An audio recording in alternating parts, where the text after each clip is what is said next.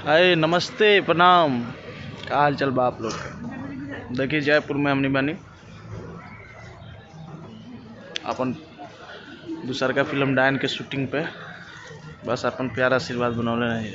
कितना कितना उम्मीद लगा के बैठे थे, कितना उम्मीद लगा के बैठे थे कि 14 अप्रैल को पत्नी से आज़ादी मिल जाएगी। ये देखिए आज हम लोग लोटस टेम्पल में एंजॉय करते हुए घूमने हैं सब कोई। मिठू मार्शल जी, हेलो फ्रेंड्स, नवनीत जी, अनुराग किधर है? इधर है। देख लो गीजा फोटो गीजा मार दे बते। हाँ कौन चीज है? दादी आज मेरा दादी बेटा दी वही जो मारे ना मन पे कुछ ना रहे तो वही जो पटाखा भी सारा मुंह आ कर रहे। देख लो गीजा। यार कोई गंदी गाली सोच सोच ली, उससे भी गंदी सोच सोच ली। वो है तू।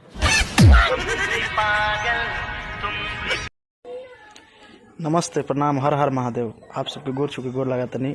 हम अवधेश प्रेम यादव और आप सबके बता दी कि कल सुबह 7 बजे RCM भोजपुरी हिट चैनल पर एगो हमारा नया गाना खुलता गेंदा के फूल।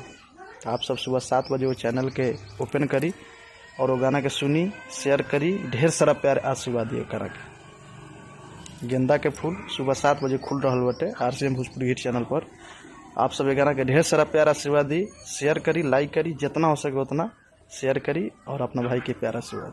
Love you. बढ़ने से सुनने में आया कि लॉकडाउन और बढ़ गया है का दोनी। हाँ और बढ़ा दिया। दिमाग खराब हो गए एकदम से। आदमी के को आमदनी ना है और में लॉकडाउन पॉकेडाउन बढ़ रहा है एकदम से। माथा पेची हो गए है एकदम से। घर में